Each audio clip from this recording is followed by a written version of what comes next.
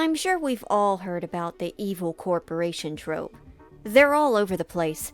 Big businesses that don't care about anything but profit, and they exist in media too. One of the first examples I think of is from Oddworld, in which the whole world is basically run by cartels and conglomerates out to suck up as many resources as they can to convert into tasty, tasty moolah. These businesses are often framed as negligent, but effective when it comes to getting what they want, using and taking all they can, even if it means thousands have to pay. But what about evil corporations that weren't successful, or were only partially successful? One that did everything in its power to make money, squeezing blood out of every stone, but due to its own ineptitude constantly managed to fail at its own efforts. I think you would call that Fazbear Entertainment. Fazbear Entertainment is the company behind Freddy Fazbear's and Five Nights at Freddy's.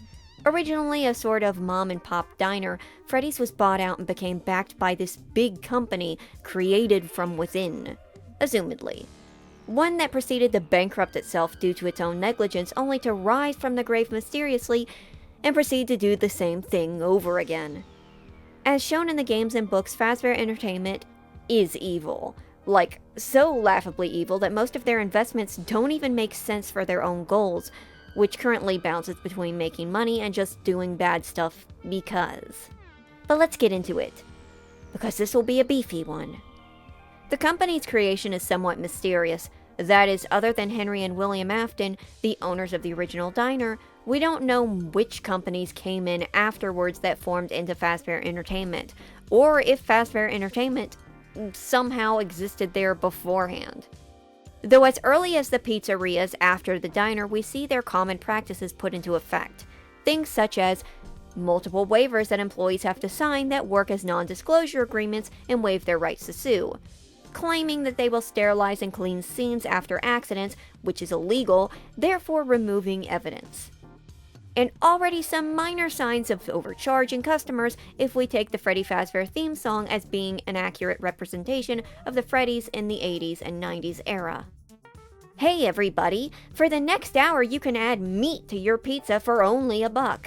And how about a 32-ounce drink with that? Please? More so, the culture of Freddy's was one that was very aware of all the children that were disappearing and accidents on site, but didn't seem too concerned of doing much about them, save washing their hands of it. There were minimal efforts such as the security-based toy animatronics that were shelved within a few weeks, and possibly the security puppet mounted by the door at what might have been the diner. And even security guards were hired, but these turned out to be flimsy and did little to quell the rising death count. And the person who was doing the murdering continued getting away with it because Fazbear Entertainment wasn't interested in stopping him for some obvious reason.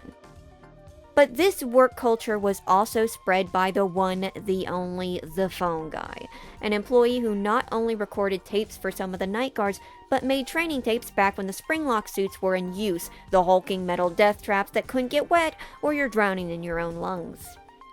Phone Guy's constant downplaying of circumstances. Now it's not all bad, rest assured that Freddy's knows exactly what it's doing. No need to worry anyone. Fazbear Entertainment is committed to family fun and above all, safety. Gives us a good look at what was likely the language thrown around at the business. Keep it quiet, keep it to yourself, smile, you're the face of Freddy Fazbear's. Which is a big part of the reason that the murderer wasn't caught. And due to the NDA, you couldn't talk even if you wanted to. Freddy's had been through plenty of lawsuits and because of such, assumedly had a team of crack lawyers more than ready to sink their teeth into someone fresh. Especially if they're one of the low-wage workers who only turned the Freddys out of desperation. Folks who wouldn't be able to afford taking them to court, let alone risk losing to them. It was basically a big meat grinder, where kids went in, didn't come out, and employees picked up any change they could out of their remains before hosing the place down and moving on. Now, unlike the Fazbear Entertainment of current era, this bygone era of Freddy's and the behavior surrounding it was no doubt connected to former owner William Afton, the murderer who continued to use Freddy's as a hunting ground. It's not known exactly how he kept up his influence throughout the years, but I would put my money on all of these major decisions being done by him. Largely because they reflect his own personality. Afton only cared about himself and took joy out of the suffering and murdering of others. And the animatronics were just more of his tools. It only made it better if they were suffering too. Even the constant in and out of security guards would make sense, as Afton is definitely the type of person to get a thrill out of watching people get killed by his homemade monsters. At some point, though, it was too much and Freddy's fully collapsed, and William Afton got spring-locked and sealed up in a safe room, and for a while, things were quiet. Fazbear's Fright, a horror attraction, opened assumedly not by Fazbear Entertainment itself, but as a spin-off of the old brand. It very quickly burned down right after, and things went quiet for a while. Now, this is never proven, but I have a suspicion that this sudden appearance of Fazbear Frights, and them having the rights to use Freddy's, might have been an early rendition of the new Fazbear era, as the new Fazbear Entertainment was just starting out and trying to see if they could get their name out there, especially since the tactics that Fazbear Frights used to discredit these past horror stories were used again later, but I'll get into that when I get to that. But sometime after this, there were also kits given out to aspiring entrepreneurs on how to open their own Freddy's, though these seem to fall out of fashion, as by the beginning of Pizzeria Simulator, the wording alludes to Freddy's have being on its last legs. And the last Freddy's, Freddy's Pizza Place, soon caught on fire and collapsed where it stood.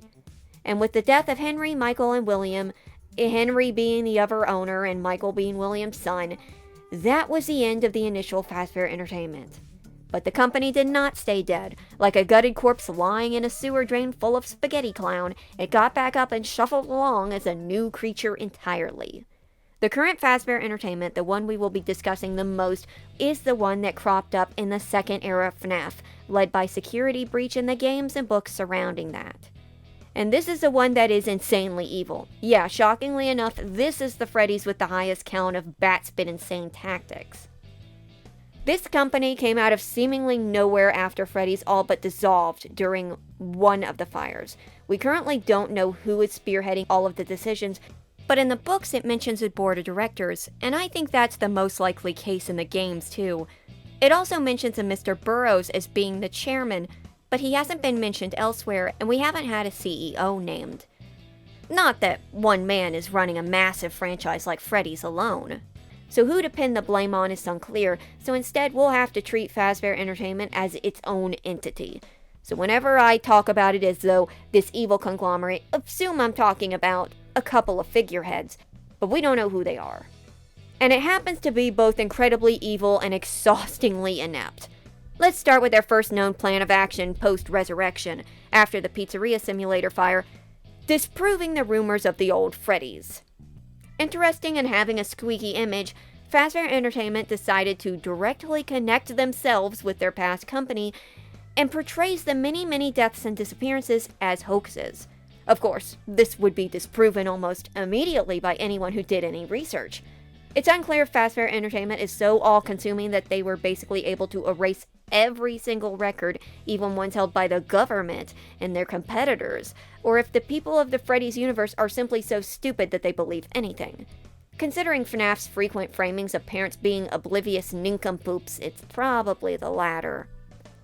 So how they did this was they hired on a game studio to make a game.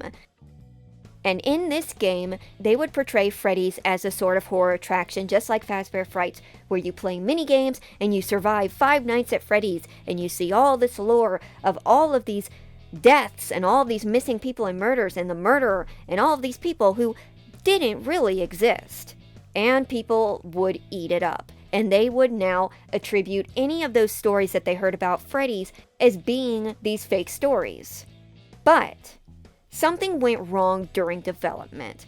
Because of Fazbear Entertainment's direct meddling, both demanding the game company implants random animatronic hardware into the game for currently no known reason, and rushing the game from company to company even though it's bugged, this led to Glitchtrap, the rabbit virus, not only getting let loose on everything Fazbear Entertainment touches from then on out, but Vanny's creation and then major control of the company. And not only that, but this game getting released with easy-to-find tapes that talk about Fazbear Entertainment covering up real deaths. And now this might be seen as evil company go brrr, but in actuality it is the first of many giant moments of self-sabotage that Fazbear Entertainment inflicts upon itself and then survives. The second was the Fazbear Funtime service as shown in FNAF Special Delivery. The Fazbear Funtime service was a program in which Fazbear Entertainment would build dozens of robots resembling Freddy and friends and send them to people's houses for free to terrorize and maybe kill them. This one is the trifecta of bad ideas, no matter which way you shake it. Despite the fact that they're advertised as entertainment vessels, obviously someone is going to notice something off about this. And even if it's seen as good-natured fun, a subscription of jolly prowlers breaking into your house at random hours of the night that you can't cancel from is only going to lead to bad PR. And like I said, there's no monetary benefits. Fazbear Entertainment thrusts this upon the folks for free, allows them to damage these robots, and offers, well, maybe you could buy something. And that something is usually lures to make more animatronics appear. It's a big waste of money that makes Fazbear Entertainment look bad. And you might say, well, obviously it's a cover to collect Remnant, or Agony, or Souls. And yes, that is extremely likely, but it is, in fact, the absolute worst cover ever. And the only reason Fazbear Entertainment would, again, get away with this is through bribed officials, which is more wasted money, and specifically choosing homes to target with absolutely no witnesses, internet access, or working phones. But it gets worse when we get to the cut AR emails that reveals the troubles behind the scenes. Turns out that Fazbear Entertainment partially subcontracted the work to get all of this done through other companies. And not only did it lead to their dirty laundry getting spread everywhere and getting tainted by the virus that was Glitchtrap, but they also failed to ever follow through, often randomly switching companies and shortchanging their workers, guaranteeing more witnesses, more wasted money, and an inferior product. I'm not going to bore you with the emails because reading them out will involve a lot of back and forth, so thankfully I have a voice clip of Fazbear Entertainment's spokesman that sums up their relationship with their hired help pretty well. You will do as I say. You will bring me what I want, and if you fail me, then you will, both of you, burn! And here's an addendum from the former owner, Bill A. I'll kidnap 1,000 children before I let this company die. So yeah, there's that. And before you say this is a spin-off game, this has integral, if cut, security breach lore, so this seems to be canon. This is also where they let off a lot of workers and then suddenly randomly allowed Vanessa to be promoted and fire the already ingrained employees who raised any concerns. Fazbear Entertainment, this evil company, can't even manage their own lower-ranking employees, as Vanessa absolutely would be. But that all involves their next project, and with that we get to the Pizzaplex, which, oh my god, the Pizzaplex has to be the biggest example of the true evil of Fazbear Entertainment, and their inability to run a semi-functioning business. We'll start with the game's Pizzaplex and broach the books in a few minutes, and I'm absolutely not going to be able to cover everything, but let's start with, the Pizzaplex was built on top of 2 restaurants.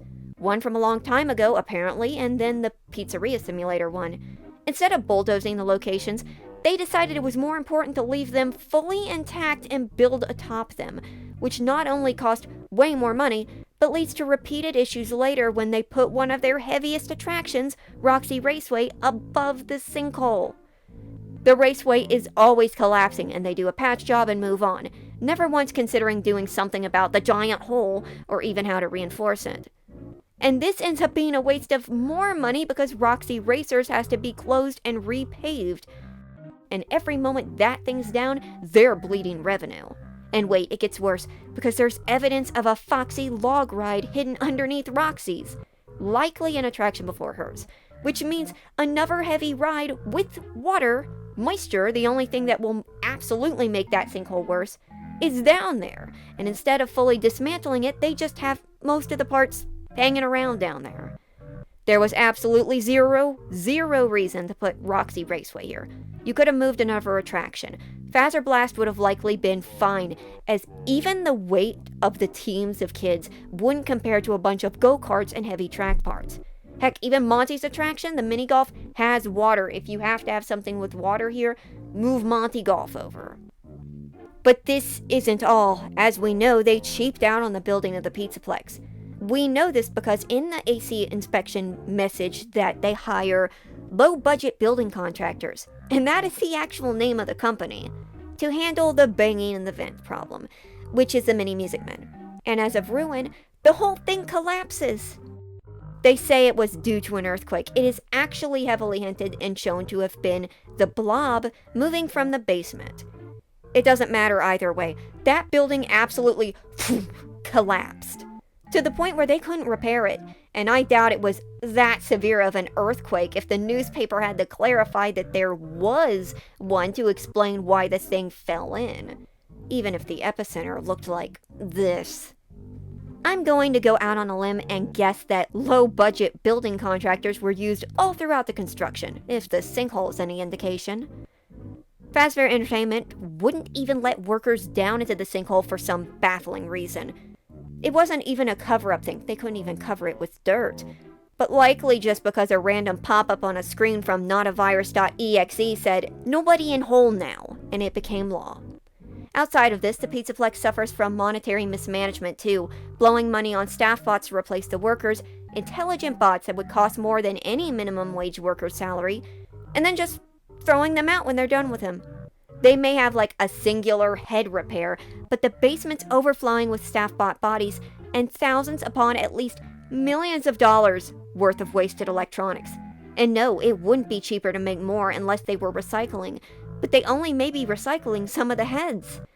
And if you think this is to save on possible lawsuits, no. People go missing at Freddy's and nobody cares. What did Afton say in the books? Ignorant kids, brain-dead adults? Close enough. Once you disappear at Freddy's, you're wiped off the map, if Fazbear's lawyers didn't reach you first. So that's not a reason to switch to automation, especially automation going in the garbage. The same thing for the Glamrocks. They make dozens of endos in case one of their 4 or 5 Glamrock performers shuts down, and then they yank off a case and put a new one on. Seems smart. Except, why that many endos? They're roaming around down there getting in the way too, a resounding unneeded waste. And yet, Bonnie walked off and disappeared, and they didn't bat an eye. They didn't even look anywhere. He was literally in his bowling alley in a back room, but they just decided not to get another Bonnie casing. Freddy only had one too, so that makes sense. But instead blow money replacing him with Monty. Because yes, the change in advertisement and merchandise would have likely cost more than ordering another Bonnie casing. But then after refitting the entire Pizzaplex, they don't fix Bonnie Bowl. They don't even remove his stage, they just slap a sign on it. Yeah, no wonder kids are asking. But it's all worth it to have a thriving Pizzaplex. Save one problem. The Pizzaplex is not faring so well. We're not sure of this in the current release of Security Breach, but in the original teasers, we saw a whiteboard saying that there was issues with the profits. And in the final game or not, I guarantee that there is. Prices at the Mega Pizzaplex are ridiculously high, and the food is ridiculously shoddy and processed. Compared to someplace like Disney World, Disney World's food is expensive, but most of the time it's at least well made or cute. The Pizzaplex works on a conveyor formula when it comes to food. And that's just the food. There's expenses everywhere. Everything is locked behind extra passes and extra upcharges, making it virtually impossible for most people to get through the door, let alone spend money. Heck, you need a different pass to walk into the lobby than you need to enter the atrium. You're not letting people get far enough in to start blowing real money. They're gatekeeping customers from paying them, therefore making it harder to turn a profit on the attractions that are constantly losing money. Roxy's Raceway's go-karts might run off of electricity, but with all of the barrels everywhere, not just for decor, they're in the basement too, I'm under the impression these things run on fuel. And if that's the case, yeah, Roxy's Raceway is probably the cause of a huge gas bill. And even if it was electricity, the Pizzaplex has an enormous electricity bill, only subsidizing it with the use of generators, which alas take gas. And while normal amusement parks also have this overflow, the price gouging means that they are turning less of a profit for attractions that are still costing money day and night, because nothing is ever shut off. And it's worse in the Fazbear Frights and Tales of the Pizzaplex books, as they waste money on little ventures that simply don't turn any sort of profit, such as the nanobots made to only wrap gifts. Why? Are you really telling me that you couldn't have a staff bot do that? Or that a minimum wage worker would be that much more expensive than dozens of microscopic robots that will need maintenance? And that's not the only time they use a huge expensive machine to fix a rather minuscule problem. In the books, the Pizzaplex uses a random animatronic head and a giant tree to control all of the characters at the Pizzaplex and makes them act out specific personalities. Instead of just relying on the AI that they instill in them alone, they have a giant tree connect with them and influence them beyond that. So for some bafflingly idiotic reason, Fazbear Entertainment decided to go with this ChatGPT approach, but then paid to create a giant tree to do it. This ain't the 90s where we need wires. It's 2025 at the earliest. We have technology. They also build elaborate buildings for their employees to live in that have AI holograms in the walls. An obscene amount of wasted money that's pretty much getting handed to the bigwigs and then handed right back ad nauseum. At every avenue, Fazbear Entertainment is just making it harder to save themselves from a sudden, ginormous collapse. And if it wasn't for all of the money they funnel in, likely not all squeaky clean, they would have likely hit bankruptcy again. So what's the goal here? But speaking of goals, Fazbear Entertainment has another goal, and that involves their evil intentions. I've already covered many of them: the lawsuits, the willingness to put their customers' employees in danger, the mistreatment of sentient animatronics, but now it's time to get into the diabolical mastermind stuff. Fazbear Entertainment isn't just one section of a giant conglomerate wearing Freddy's face, but they're also wrist-deep in politics, puppeteer the police, that's the only way to excuse how awful FNAF's cops are, and even have connections with the school used to enact horrendous crimes. This is when we get into the real evil of Fazbear Entertainment, their efforts to brainwash and replace the human population, and how this pointless endeavor wastes more money for no particular reason. Let's start with the therapists. So, the company apparently employs therapists both to invasively question the employees and probe them, and also apparently employs counselors for children as well to grill them, which, let's be frank, doesn't seem to really benefit them. These therapists are likely not licensed, as they are especially probing, accusatory, and inept. And this is because, most likely, they are told to get what the company wants or their pay is docked. You know, everyone associated with this company gets performance reviews, right? When my sessions don't get results, my reviews aren't very good. If you don't want to talk for your own sake, how about for mine? You don't want me to get in trouble, do you? Notice the word results. So yeah, they're not therapists at all. They're hired goons to shake down the employees in a faux safe environment. Which makes sense, but again, shaking down kids, who in most cases have zero information that a company like Fazbear's is going to want, save in the very rare instances. And not only that, but like, what information does Fazbear's have to shake anyone down for? They have dozens of bots that they can record information on, a team of lawyers, and unrivaled control. They have their fingers in so many pies that plum thumb is becoming a fashion trend. They don't need to do this, and it's a complete waste of time in doing so. As for the children, though, it might be part of their plan to brainwash children. Fazbear Entertainment makes a lot of products with this in mind. Dolls that whisper to kids, VR machines that seem purposefully made to steal souls and kill kids, literal toys that whisper to kids and then steal their souls and replace their bodies. The most egregious is Faz-Goo, a mixture made to consume a person and then replicate them with an exact double goo monster. This Faz-Goo is donated to schools by Fazbear Entertainment, where it then assumedly overtakes the entire student body who comes in contact with it, replacing them with exact doubles. Though not all of their efforts are this direct. Many of them are just through spreading chronic misinformation and changing the narrative, to the point where people aren't just literally erased, they're wiped from history as well. Fazbear Entertainment has enough power that they could basically say that the first president was William Afton and then sue anyone who said elsewise, and within a few years everyone would accept this answer with a dumb smile while sipping on a fizzy fast slush that will overtake their body while they sleep. The assumption here is that Fazbear Entertainment is basically trying to buy their way into the brains of the children and the populace, to become a constant fixture in their minds, so they have obedient workers and little piggy banks to hang over whatever meager funds they scrape by with. But what else would you expect from a company formed off of pure evil, one that wants nothing but... one that inflicts pain and suffering by the dozens, nay, thousands, breaks up families, and slowly overtakes the world. But why does Fazbear Entertainment do so much evil? Well, the knee-jerk reaction is to say greed, because they make so much money. They cover up lawsuits, they sell faulty products, they ruin lives, all for a profit. That is it. It's all about money and power, and the soulless company hungers for both above all else. No matter what price they may pay, there is no moral wall to climb. Money comes before anything else. Except for that one little tiny thing I mentioned earlier. Fazbear Entertainment are absolutely terrible at making money. To reiterate, the Pizzaplex charges an exorbitant amount, cuts corners on safety, and monetizes every aspect.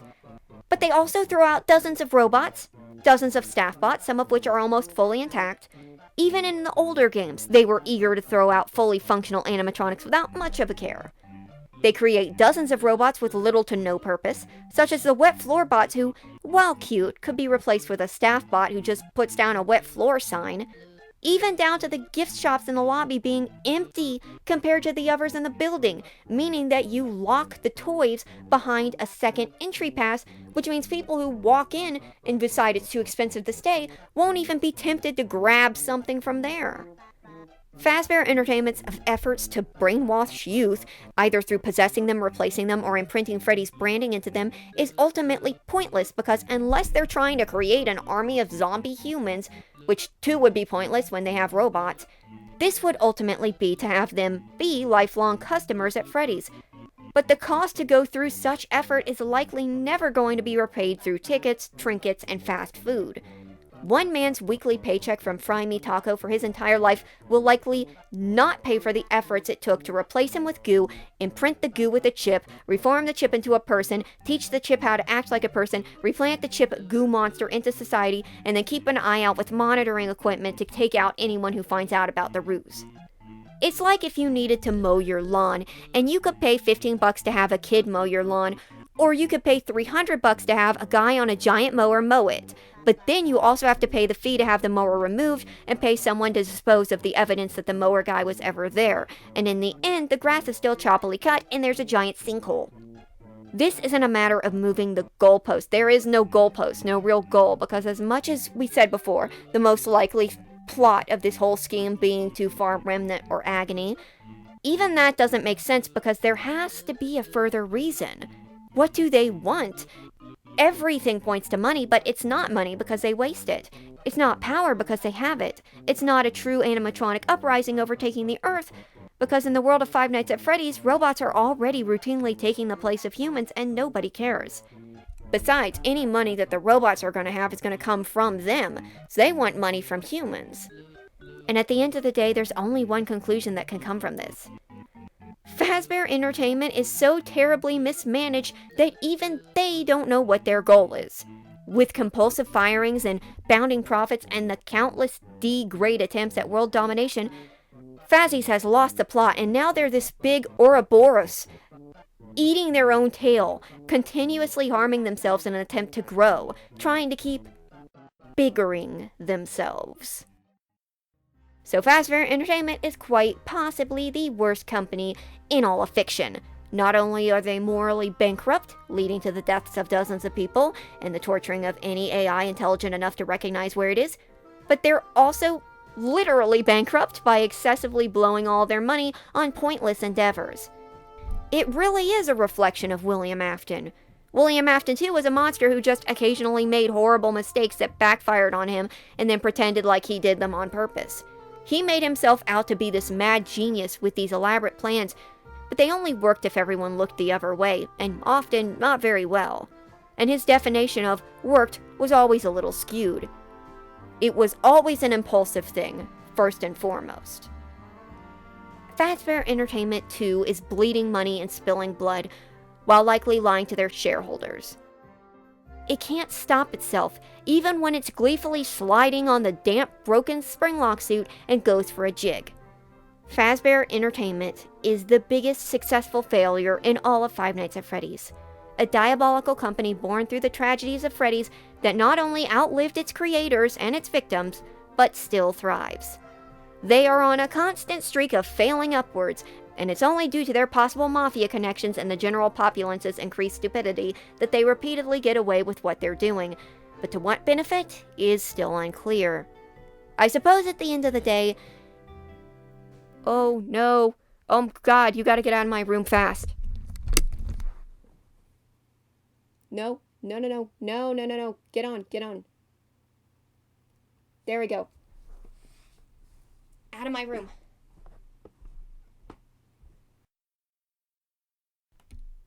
Sorry, there was an ant in my bedroom. Where was I? Not with the customers all buying up their latest soul-stealing toys, the money multiplying by the thousands, the PR people lying about the missing children and employees, and the lawyers all denying that they even ever existed. Fazbear Entertainment is going to live forever. Who cares if some things are dying? Thank you for watching.